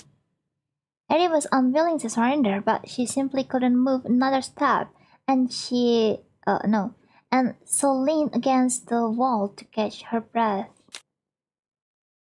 When Eddie thought she could finally continue onwards, her face wrinkled in pain as she felt the pangs of an oncoming stomachache. I don't know. She did her best to ignore it, but in an instant, her mind started flashing towards the possible suspect behind this sudden attack. Well, she thought, that much should be obvious. She was referring, of course, to the lunch her brother delivered that morning. She checked the food herself, but wasn't poisoned, meant to be inconspicuous. It took a moment to realize how silly she was being. Masaru wasn't, by any means, a bad kid. Would he be the type to play some prank on her? It was then that it all caught up to her. That is, a wave of anxiety of a magnitude that, at least as far as she could recall them, then not them. Eddie knew not whether she had ever experienced before. Her eyes darted around her and her chest tightened to an almost painful degree. At first, she thought all she needed was some water, but things quickly spiraled out of control. Her mastery of her breathing, second nature seemed spurred, slipping away. Kaget. She didn't quite collapse, but fell to her knees fast enough for any onlooker, had they been there, to easily mistake the motion as much. In that state of panic, she, in a manner not dissimilar to just moment prior, desperately attempted to piece together why this might be happening. This was Koizumi Eri, the tiger of the track team who, with her one-track mind, was meant to single-handedly put their name on the map, at least according to herself. A stomach ache is one thing, but how could something unmeasly and intangible as stress get in her way? She's never been as happy as she is now. She's never found something she could so readily put her all in. She adores running. So why? She thought of the faces of her teammates. In the dark void of her mind, something about them seemed off. The sensation of being completely alone, no matter how ridiculous, absurd, or far from the truth it was, wouldn't leave her. In those miserable few seconds, which almost felt like an eternity, she, at least physically, truly was alone, and it was in that solitude that the core truth of everything revealed itself to her. Mary had denied it systemically up to the point in time, but in such a time of vulnerability, the floodgates were battered, allowing those unwanted feelings to seep through. The burden of the track team, of its smoking members, of its consistent failure to reach its old height, all clogged up her vision, suffocating her semi-literally. Vestige of hatred swarmed up in her, and her mind gave way to voice the ugly thought of her heart so long ignored. Why is everything on me? Can't they put in a quarter of the time I put in? How long do I have to do this until someone appreciates my effort? Is everyone conspiring against me? For once, she allowed the all too human sense of self-indulgence. Part of life should build up, and to her shame it felt good. Good to put the burden on others. She wasn't the one messing up.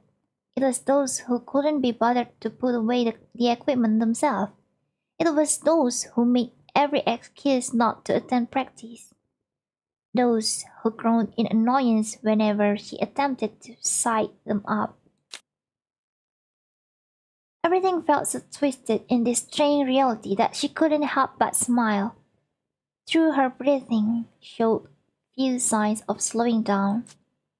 At some point, and this was somewhat dramatic of her, this she would readily admit today, she believed that she might be breathing her very last breath, which only made her body gasp for air faster. She thought she might use those final moments to physically utter all the curses against her teammates that she could, when suddenly a quiet voice rang out in her ears. Koizumi-san. She recognized the owner of the voice right away. It was soft, muted, even barely audible, even the sounds of Eri's drumming heartbeat. However, in the expanse of darkness that was the jail of her own mind, it was the only thing grounding her. Still gasping for breath, Eri's voice came out pinched and hoarse. It's passing, just hold on. Despite Eri's eyes being squeezed shut, she could sense the person nodding beside her, and soon only the sound of the wind and trees filled Eddie's ears as she lay there on the ground, a warm presence waiting beside her. Once Eddie opens her eyes, Ashikaga's face appeared in Eddie's field of vision, her expression hardly denoting concerns.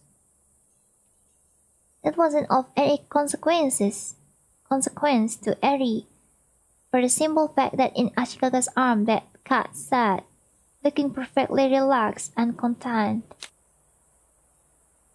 Somehow, in spite of circumstances, white-hot shame didn't overtake Eri's body like it would have if anyone else witnessed her in that state.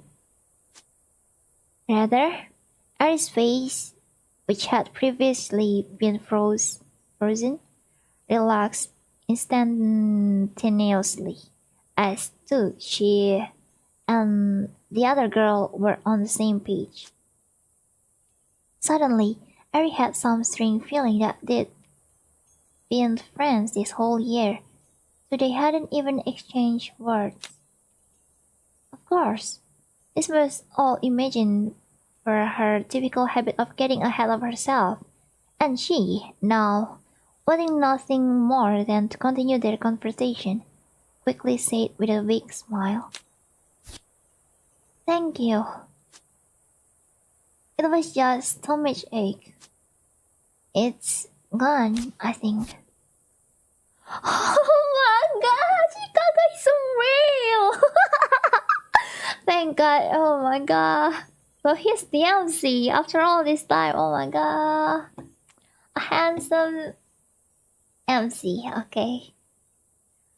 Do you need to go? No. Kemen's voice. Do you need to go to the infirmary? Annie shook her head.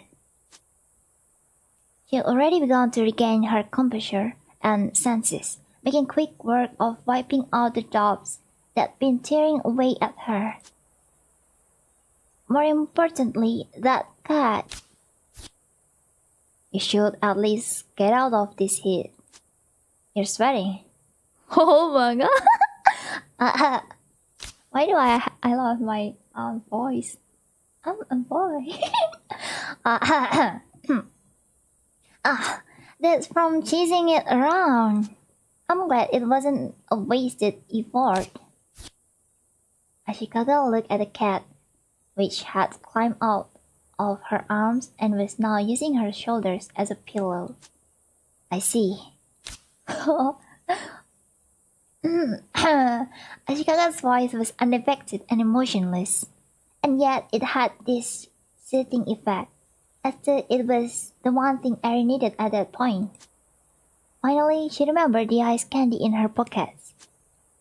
In the pit of her stomach, she felt the upcoming gesture could be some symbolic way to usher Ashikaga back into the track team. Eri felt Ashikaga, the abandoner, would be the savior to bring the team back to life, as if offering this childish snack could produce the miracle of Ashikaga quitting smoking and returning their team to its former, albeit short-lived glory. Split this with me? Ashikaga blinked. Twice, she blinked, before finally taking the candy. Even in her state, Eri perceived Ashikaga's hand and then her lips quivering slightly, which almost made Eri laugh out loud. About earlier? Sorry. I wasn't avoiding you, if I gave off that impression. So, do you recognize me? Eri paid no heed to the embarrassing thing coming out of her mouth at that point, slightly delirious as she still was. Of course, Koizumi Eri, the one who always loses things. Yeah, that's right. That's me. Eri laughed self-deprecatingly. Of course, nobody thought of her as the tiger of the track team. She was just seen as an airhead. I'm one to talk, Ashikaga said, gesturing to the charm in her hand. You really helped me out. Thank you. Eri blinked up at her. What? At her? So Ashikaga is actually a female or male? I thought at her? Huh? And soon enough. Oh wait, apa ini jangan-jangan? Enggak lah ya. Harusnya kan Kanojo sama ini beda. Kalau misalkan ini translatean bahasa Jepang, harusnya dia kan beda kan ya. Dia perempuan sama dia laki-laki beda, nggak kayak Indo. Jadi ini cowok apa cewek sih? And soon enough, a genuine love erupted from her chest.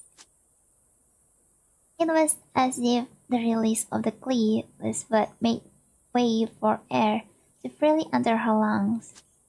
Whatever help she provided or didn't provide, that moment gave Eri the reassurance she had been needing for longer than she had allowed herself to realize. Without another word, Ashikaga lifted Eri to her feet and began to help her into the shade of the school.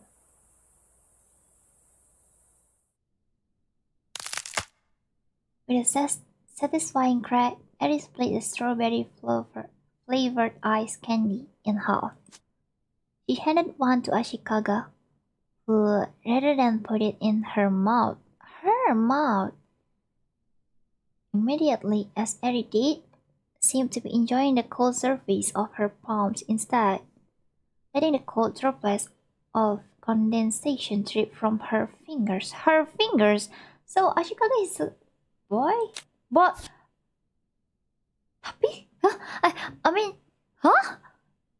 Bentar, Ashikaganya ada dua ya? Dua-duanya cowok, dua-duanya cewek kah? Ini Ashikaga yang tadi bukan sih? Tadi kayak cewek, tapi sekarang kayak cowok. Ashikaga looked down the empty hallway before further explaining the situation. The cat followed me back to the school and stole the charm out of my hand. I'm sorry if it's caused you some trouble. Huh? It's not your fault. No, I should have held onto the charm tighter. Ashikaga scratched at her chin. Cewek guys, ini guys, cewek. Bukan cowok. I never expected him to pounce at me. It's because I got too close to him yesterday. I'm still not quiet. The reminder of Ashikaga's story quickly exceeded the amount of words Eris heard coming out of her mouth during the entirety of their time in the track team together. Iya, cewek ganteng. Cewek. As it happened, Ashikaga found a cat stuck in a tree that day prior. Much to her chagrin, she never learned how to climb a tree, and so tried several different methods to secure him. First, she stacked some unused jumping boxes, which did turn out to be left abandoned by a forgetful Eri, but that still didn't provide the height she needed. The track and field equipment shed was left unlocked, so she borrowed a few more tools. You tried to pull Volt to the top of the tree? No, I was using it to prod the cat down. As you can guess, that didn't work. He's a very stubborn cat. That's when I put the spikes on. Using track spikes to climb a tree, huh? Apparently, it was that day that Ashikaga acquired new necessary skill with the help of spiked shoes, of course. By the time the cat was let down, Eri had just locked the equipment room and being unable to access it. Ashikaga hid the gear in an inconspicuous spot to be retrieved the next day. That was what Ashikaga had been looking out over the rooftop for, to find the right timing while avoiding any unnecessary run-ins with track members. Incidentally, it was only a bit later that the cat she saved returned to the school and stole her charm. That's the case of it. It sounds like I haven't even more to apologize for. No one was inconvenienced, really. Except, I guess, Hiragi. Hiragi? Oh, she's a first year who won't participate unless she gets to use that exact folding pole. The captain always tells her off for that. I'm not sure I've ever told anyone this, but it couldn't hurt now. During competition, I always wore a specific set of socks. Ashikaga looked up, as if recalling a fond memory. Yes, the holy pair, I called it. Also, I always eat eggs on rice the night before each race. Oh, I wasn't expecting you to be so superstitious, Eddie said, tipping her hat.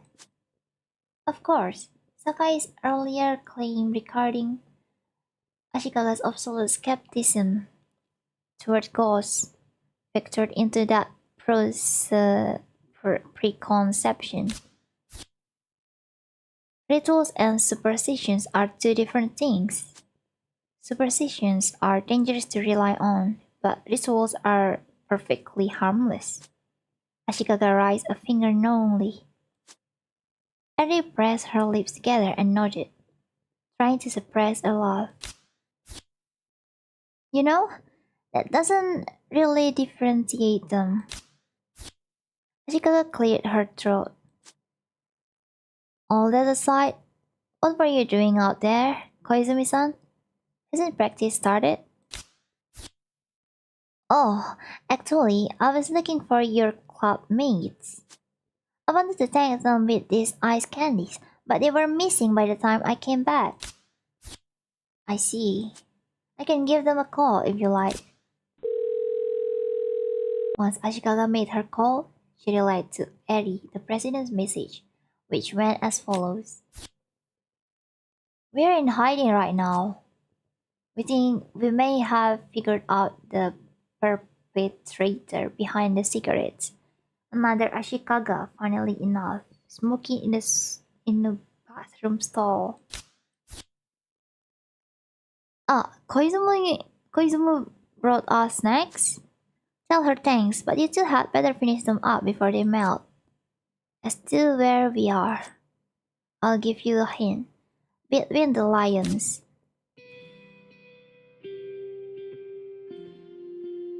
Sumpah ini cowok? Cewek? With a sigh, Ashikaga closed her flip phone and stashed it away, obediently starting to eat her ice candy as the president suggested. She then shrugged at Eri, who managed to hear the whole conversation. She listened to the entirety of Ashikaga's retelling to ensure her ears weren't deceiving her. I don't mean to sound rude, and you must get asked this a lot, but how did you get caught up in that club in the first place? Don't you ever miss it? Running? From out the classroom window, Eri watches leaves dance through the air as the breeze passed through the trees. Despite having poured her all into her, no. Kayaknya pada minggat full Inggris. Diceritain sebelum bobo.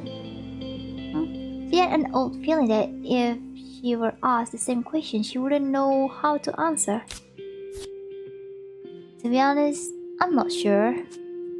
Ashikaga said softly, reflecting Eri's thought. Back then, I would focus on nothing but running, but now I feel as though I'm focusing on nothing entirely. Somehow, it feels as though there's no difference between the two. Eri started to gnaw on her ice candy, and seeing this, Ashikaga did the same. Within crunchy bites, Ashikaga laughed quietly. Yogurt club's useless. Saki-sensei certainly won't let me forget that. At least now, I find myself not minding the wasted time. Ashikaga tightened her grip on the charm still in her hand. Someone once told me that you should focus on your own happiness. It sounds selfish, doesn't it? Later on, he added that if you manage to do that, those that care about you will become happy as a result. She shrugged, blushing slightly at the sentimentality of it all. Eri tilted her head. It could stand to be a bit more nuanced, but I get the point. I feel like I've misunderstood you this whole time, Ashikaga.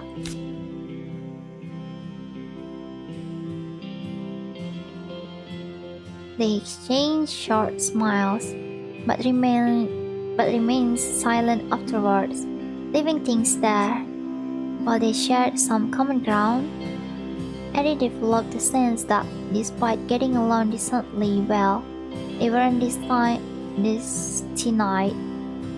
to become any more involved with one another. Of course, there was no indication here that Ashikaga had found happiness either. She was perhaps lost in her own way, but she at least seemed to have a better vantage point from which to search for it. I say welcome. The both had their own worlds they now belonged to. In comparison to Ashikaga beside her, Eri never stopped to take a look at herself to see if she was truly happy. When Eri eventually explained to Tsukimi all that had transpired, the captain couldn't help but let out a small burst of laughter. Eri couldn't tell whether or not the captain was laughing genuinely or out of spite, but none of that mattered anymore. The other Ashikaga, the one Saki-sensei seemed to have initially deemed the good Ashikaga,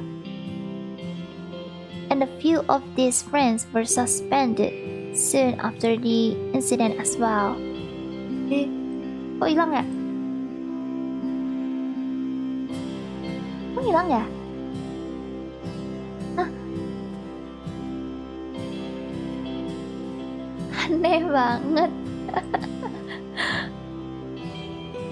Kenapa ya? Kok hilang ya? Kasih mau sekarang ya. Yaudah biarin. Apparently, the watching eyes Takeda felt during their tree inspection belonged to this delinquent, seeing his usual smoking spot shortly after in the desperate attempt to avoid suspicion, which was clearly to no avail. The ice candy Eri initially bought for Takeda and Sakai had melted and gone to waste, but even when she bought new ones for them as a thank you gift, Sakai waved her off, saying, "We really didn't do much." Much to the president's deep disappointment.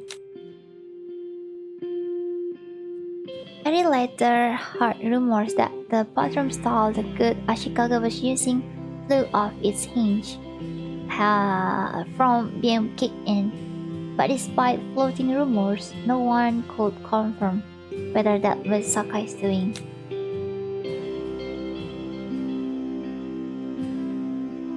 The vibrant green leaves turned into an array of golden and apricot leaves. Then the tree's branches were devoid of color and life entirely, and soon enough blushing pink cherry petals fluttered down the sky like confetti. As Eri transitioned into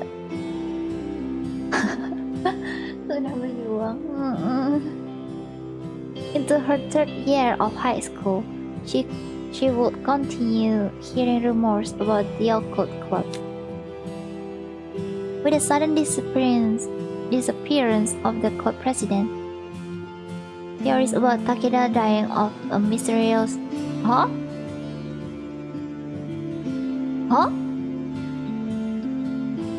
Gimana tiba-tiba? Takeda dying of a mysterious illness of a spirit's curse spread widely. Building on this was a particularly old rumor that the new first-year member was a ghost that wished to fill Takeda's vacancy. In addition, stories that Sakai threatened Ashikaga with a knife broke out after she was suspended, never returning. As for Eri, she ultimately decided that she still wanted to test herself to see how far she could go with her team, despite the many challenges it presented. But she wouldn't run into hopes of bringing the track team back to its former glory. She would run for the simple fact that she loved running, and all she could do was hope that her passion would spread to the others around her. Kok tiba-tiba Takedanya mati? To that end, all she could do for the sake of the one who helped her realize this, however, inadvertently was to wish her some fortune in her quest for her calling. As the days and seasons passed, Eri continued to run with all her might. She would catch glimpses of Ashikaga on the roof every once in a blue moon, sometimes without new first year, and sometimes alone. Bitterness, loneliness, emptiness. Oh, Eddie wondered what emotions stirred in Ashika's heart as she would watch the small people below go on their lives. Wait, I think I have to capture this.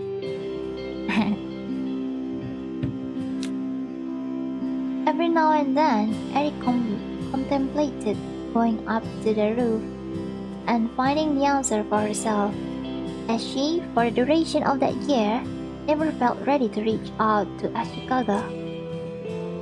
The isolated dusty blue hue of that rooftop became a realm of Ashikaga and Ashikaga alone, like a star shining faintly all by its lonesome in a white backdrop.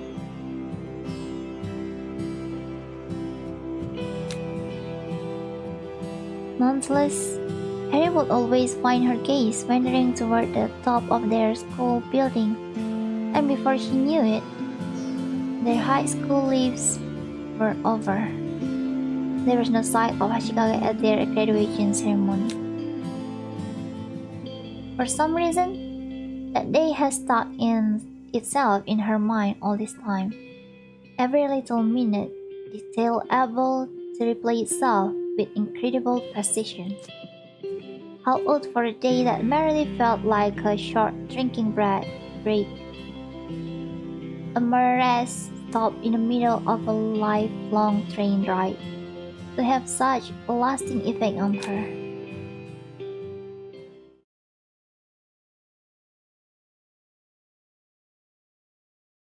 Huh? Selesai.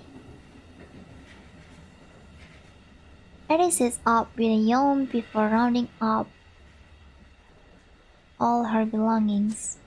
As she steps towards the soon-to-be open doors, she dials her family's landline number, which is still memorized by heart. Hello, this is Koizumi Fishery. Eddie smiled into her phone upon hearing that familiar, albeit now slightly deeper voice.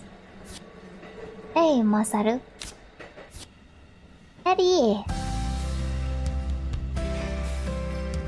He gasped excitedly, which is soon followed by animated background noises from her other family members.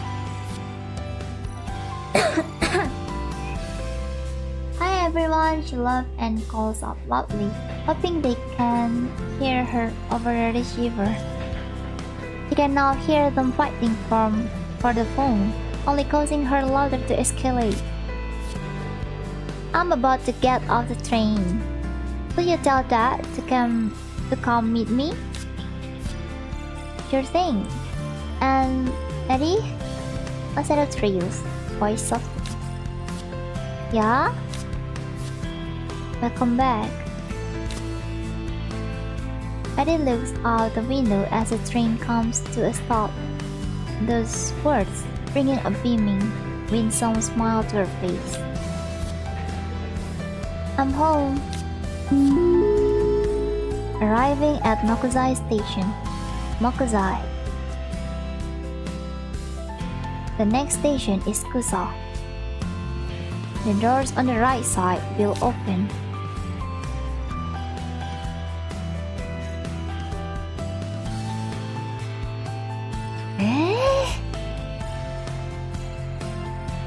After several harsh winters and warm spring spas, Eri feels like he was able to blossom into the person she strived to be.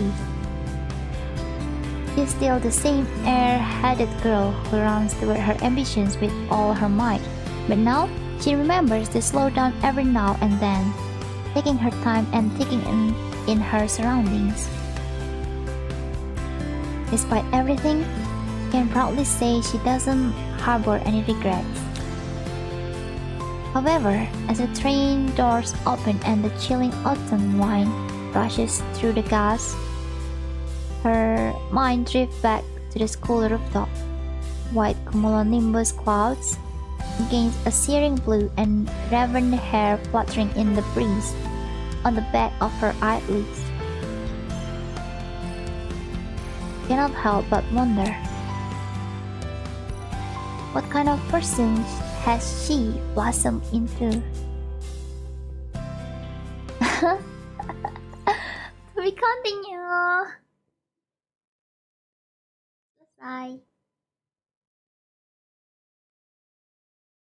Selesai. Wah.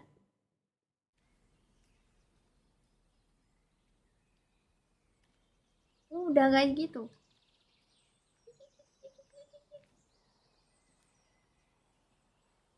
Jadi intinya apa? Intinya bagaimana?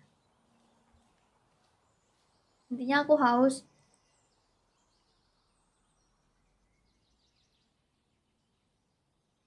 Bentar, mau minum. Mau minum gue. Akhirnya. Ayo Evan. Bentar. Ya, habis lagi minumku lupa. Itu. Apa ya nih tadi ya intinya ya? Aku juga tidak mengerti.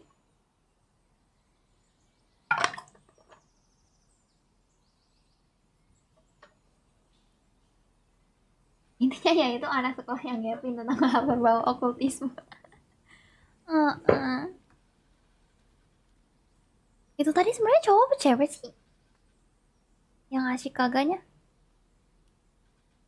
Ngelek kah? Tes. Tes.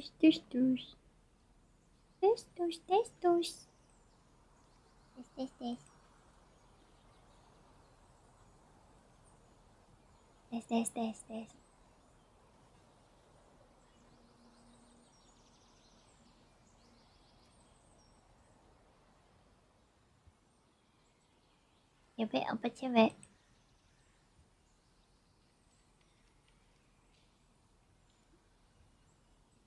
Aman kok dari tadi. Oh, itu aku kira ini. Apa namanya? Buffer. Ada emote-nya. Gitu doang sih, kayak aku kira bakal wholesome atau yang romance.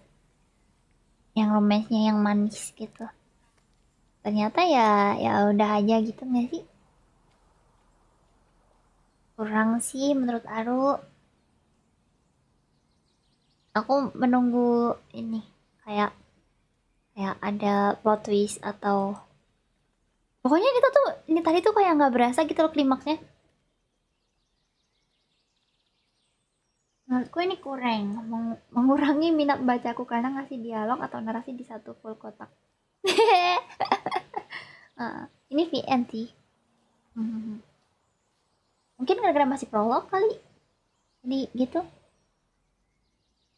Ya sudahlah. Intinya sudah menamatkan. Jadi padat bikin malas baca. Ya udah lah ya. Ini kenapa sih Biku nggak mau keluar?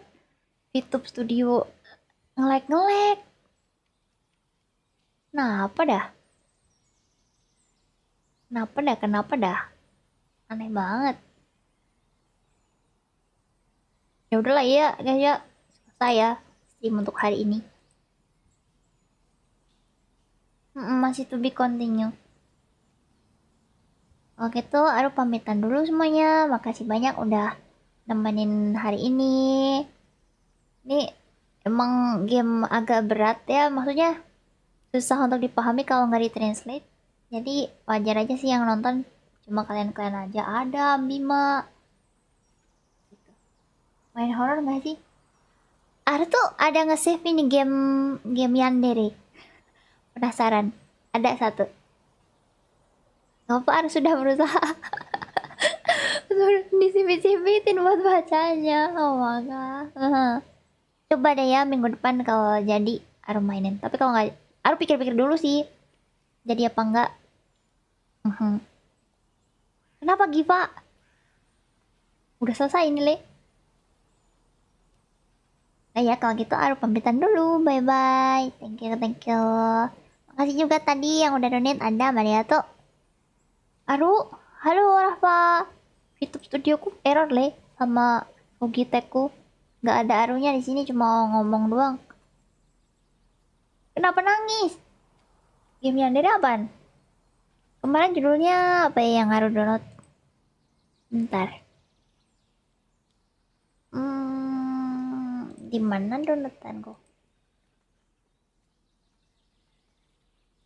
Kayak Aru. Udah. It gets so lonely here, judulnya. Namanya udah jadi apa ngawur. Terima kasih sudah menjadi sensei yang baik. Terima kasih.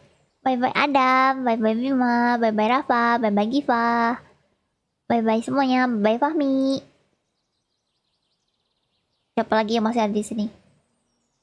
Gak tahu. Ryu. Bersedih datang ngantuk juga palingan kamu kalau datang. Otsukila, bye bye. Otsukare. Sampai jumpa hari Sabtu ya. Bye bye. Ocu. Lalu jam 2. Itu berarti Jumat malam kan ya? Jumat malam terus Sabtu dini hari kan ya? Sabtu dini hari. Sampai jumpa. Bye bye. Ocu.